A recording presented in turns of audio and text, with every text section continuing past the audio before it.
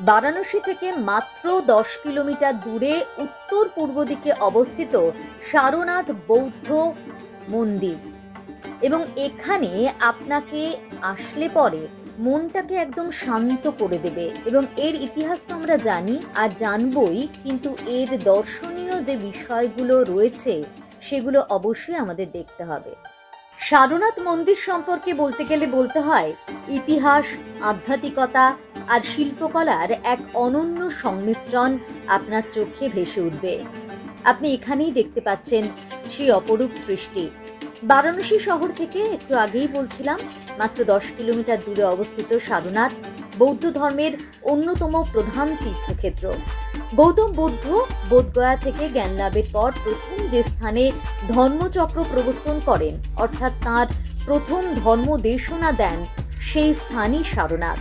তাই এখানে নির্মিত মন্দিরগুলি শুধু স্থাপত্যের নয়, আধ্যাত্মিকতার দিক থেকেও মহিমামণ্ডিত। ধার্মিক স্তূপ রয়েছে এখানে। সারনাথের প্রধান আকর্ষণ ষষ্ঠ শতকে গুপ্ত আমলে নির্মিত এই বিশাল স্তূপ, প্রায় 43 মিটার উঁচু। এর নিচের অংশে খোদাই করা নকশা, ফুল, লতা আর জ্যামিতিক অলঙ্করণ ভারতীয় শিল্পকলার উৎকর্ষ প্রকাশ করে। বলা হয় এই স্তূপই বুদ্ধের প্রথম ধর্মদেশনার স্মৃতিচিহ্ন। মূলগন্ধকুটি বিহার, এখানে বুদ্ধের আসন, ধ্যান ও প্রচারের স্মৃতি সংরক্ষিত রয়েছে। ভেতরে বুদ্ধের সুবিশাল মূর্তি ধ্যানমগ্ন অবস্থায় বসানো আছে। শান্ত স্নিগ্ধ পরিবেশে এই মন্দির দর্শনার্থীদের মনকে প্রশান্ত করে তোলে।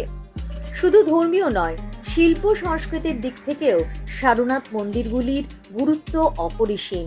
গুপ্ত আমলে সূক্ষ্ম ভাস্কর্য, বৌদ্ধ চিত্রশৈলী ও শান্ত পরিবেশ দর্শনার্থীদের ইতিহাসের গভীরে নিয়ে যায়। এছাড়াও এখানে রয়েছে অশোক স্তম্ভ। মৌর্য সম্রাট অশোক সারনাথকে পবিত্র স্মৃতিক্ষেত্র করে তুলেছিলেন। তাঁর স্থাপিত অশোক স্তম্ভ, যেটির মাথায় 4টি সিংহের ভাস্কর্য রয়েছে, যা আজ ভারতের জাতীয় প্রতীক। অর্থাৎ সারনাথের মন্দির কেবল এক ঐতিহাসিক নিদর্শন নয়, বরং মানব জাতির শান্তি, সত্য ও করুণার চিরন্তন বার্তা বহনকারী এক পবিত্র স্থান।